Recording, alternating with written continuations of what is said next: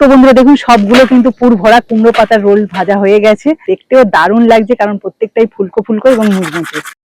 কুমড়ো পাতার রোলটা এক কামড় দিয়েছি আর ভেতরটা দেখুন কি দারুণ লাগছে হালকা করে। নমস্কার বন্ধুরা, আমি সাবিত্রী। আজকে আমার রান্নাঘরে যাওয়ার আগে আমি চলে এলাম আমাদের বাগানে কুমড়ো পাতা তুলতে। এই সময় কিন্তু কুমড়ো পাতা খেতে ভীষণ ভালো লাগে, তবে সেটা যদি ভালো করে রান্না করা যায়। তো আজকে সেই জন্য কুমড়ো পাতা দিয়ে দারুণ একটা পুর ভরা রেসিপি বানাবো, যেটা দেখতে যেমন সুন্দর খেতেও কিন্তু দারুণ সুস্বাদু লাগে। বিশেষ করে তো গরম ভাত আর তার সাথে যদি একটু ডাল হয় তাহলে তার কথাই নেই। আপনারা শুরু থেকে শেষ অবধি ভিডিওটা দেখবেন, আশা করি ভালো লাগবে এবং আপনারা দেখে কিন্তু সহজে বানিয়ে নিতে পারবেন। তাহলে চলুন এখন বাগান থেকে কচি কচি কুমড়ো পাতাগুলো নিয়ে নিই। এই যে রয়েছে আমাদের পুকুর, আর পুকুরের পাড় থেকেই কিন্তু কুমড়ো গাছ বসানো হয়েছিল। এই যে দেখুন কি সুন্দর একটা কুমড়ো ডাঁটা রয়েছে, আর পাতাগুলো একদম ছনছন করছে, মানে সবুজে। এরকম কচি কুমড়ো পাতা কিন্তু ভীষণ ভালো লাগে খেতে। এই যে এখান থেকে কচি কচি এরকম পাতাগুলো নিয়ে নেব। লাল পিঁমড়ে হয়েছে আবার। এই কুমড়ো পাতা কিন্তু মিষ্টি মিষ্টি লাগে, যেমন কুমড়ো ডাঁটা মিষ্টি মিষ্টি লাগে তেমনই কিন্তু। এই দেখুন এদিকটাও কিন্তু অনেক কুমড়ো গাছ রয়েছে, দেখাই যাচ্ছে। ওইদিকে যাই। আমার কিন্তু খুব বেশি পরিমাণে পাতা লাগবে না, মানে যে যতগুলো পাতা নেবো ততগুলোই কিন্তু এই পুর ভরা রেসিপিটা হবে। তো সেই জন্য ওই 8-10টা মতো নেব।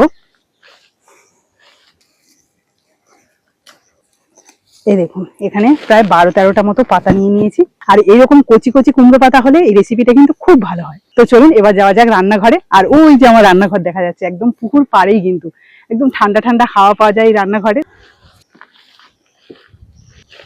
গাছ থেকে তুলে নিয়ে আসা একদম টাটকা তাজা কুমড়ো পাতাগুলো দেখতে তো বেশ সুন্দর লাগছে, তবে এগুলোকে ভালো করে বেছে পরিষ্কার করে ধুয়ে নেব।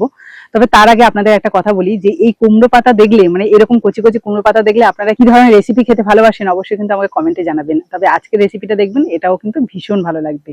তো চলুন এটাকে সাইডে রেখে আমি কিন্তু এই কুমড়ো পাতা রেসিপিটা বানানোর জন্য এখানে কিন্তু মুসুরির ডাল আর এখানে নিয়েছি আতপ চাল, দুটোই প্রায় সম পরিমাণে নিয়েছি।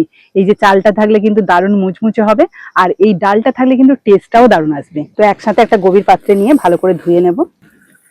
এখানে যদি আপনাদের হাতে সময় না থাকে এই চাল ডাল ভেজানোর, তাহলে কিন্তু আপনারা বেসন দিয়েও বানাতে পারেন।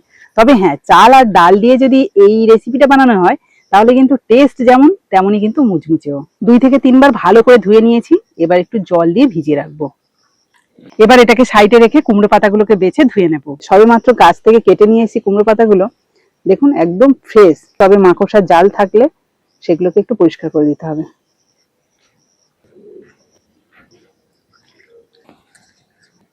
এগুলো তো ভালোভাবে ধোয়া হয়ে গেল। এবার এই পাতাগুলোকে সাইডে রেখে পুরটা রেডি করে নেব। কুমড়ো পাতার পুরের জন্য কিন্তু আমার লাগবে নারকেল, আর একদম কচি নারকেল হলে খুব ভালো হয়।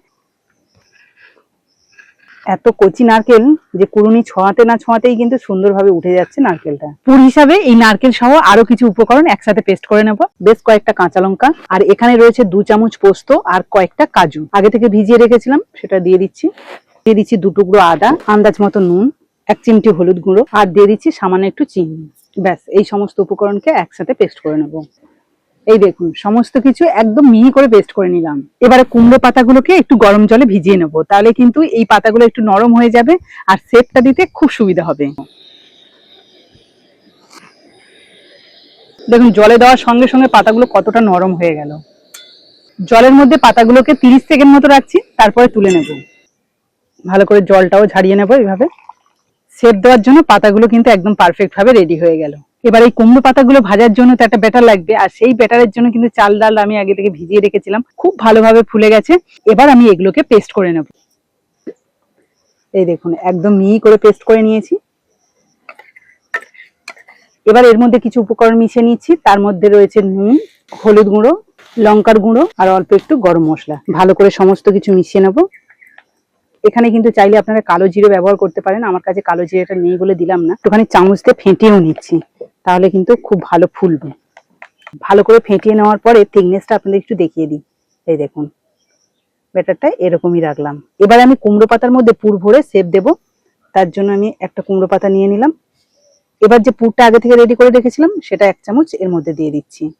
এটা খুব বেশি দেওয়ার দরকার নেই, অল্পতেই কিন্তু দারুণ টেস্ট লাগবে। এবারে এদিক থেকে মুড়ে নেব, তারপরে এদিক থেকে মুড়বো। এবারে কিন্তু এটাকে মুড়ে নেব। এই যে এইভাবে কিন্তু কুমড়ো পাতার মধ্যে পুর ভরে রোল বানিয়ে নেব, একটুও কিন্তু পুর বেরোবে না। তো বন্ধুরা দেখুন, সবগুলো কুমড়ো পাতার মধ্যে কিন্তু পুর ভরে সুন্দর করে একটা রোল শেপ দিয়ে নিয়েছি। এবার এগুলোকে ভাজার পালা। তবে তার আগে ব্যাটারটা আরেকবার ফেটিয়ে নিলাম। চলুন এবার এই একটা করে কুমড়ো পাতার রোল আমি এই ব্যাটারের মধ্যে দিলাম।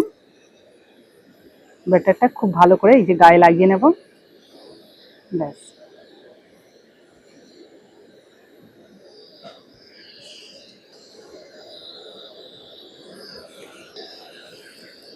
এগুলো কিন্তু কোনোভাবে হাই ফ্লেমে ভাজা যাবে না, কারণ কুমড়ো পাতাটাকে তো সিদ্ধ হতে হবে এবং ভেতরে যে পুরটা দেওয়া রয়েছে সেটাও ভালোভাবে কুক হতে হবে। সেই জন্য কিন্তু লো টু মিডিয়াম আঁচে ভালো করে ভাজবো।